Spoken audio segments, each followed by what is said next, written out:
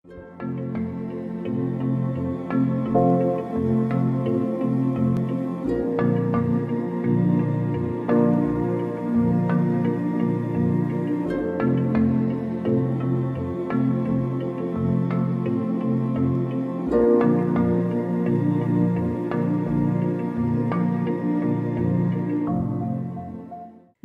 বন্ধুরা, আজ যুগল প্রসাদের সদস্য হলেন হেমপুষ্প বা সোনালু বা চতুরঙ্গুল বা রাজবৃক্ষ, যার বিজ্ঞানসম্মত নাম হল ক্যাসিয়া ফিস্টুলা।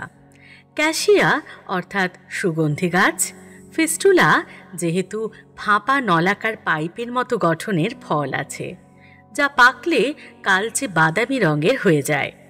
এই ফলকে বাঁদর লাঠি বলা হয়। তাই এই গাছকেও বাঁদর লাঠি, বানর নড়ি বা রাখাল নড়িও বলে। এই গাছের ফুলের পাপড়ি দিয়ে নানা রকমের সুস্বাদু রান্নার পদ তৈরি হয়, চা তৈরি হয়, এমনকি জ্যামও তৈরি হয়। আবার এদের ফলের শাঁস খেতেও যেমনি সুস্বাদু, তেমনি ভেষজ গুণেও সমৃদ্ধ। এই ফলের শাঁস ঈষৎ উষ্ণ জলের সাথে খেলে কোষ্ঠকাঠিন্য থেকে রেহাই পাওয়া যায়। ফুলের পাপড়ি বেটে ব্রণর উপরে লাগালে ব্রণ কমে যায়।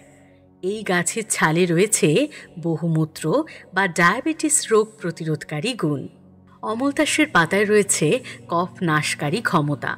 এছাড়া রিউমাটয়েড আর্থ্রাইটিস, হাইপার অ্যাসিডিটি নিরাময়েও সহায়তা করে সোনারু। এই ফুল হল কেরালার রাজ্য পুষ্প। থাইল্যান্ডের জাতীয় পুষ্প ও জাতীয় বৃক্ষ হল এই গোল্ডেন শাওয়ার ট্রি। অতএব ইন্ডিয়ান ল্যাবারনাম হল রূপে গুণে একেবারে 100-তে 100। আজকের জন্য এটুকুই। পরের দিন নতুন কোনো গাছের গল্প নিয়ে আসব। আর আমার এই গাছ সম্বন্ধে যে সমস্ত গল্প আমি বলি, সেগুলো যদি ভালো লেগে থাকে তাহলে অবশ্যই আমার এই যুগল প্রসাদ চ্যানেলটিকে সাবস্ক্রাইব করবেন, লাইক করবেন, শেয়ার করবেন আর কমেন্টে অবশ্যই জানাবেন।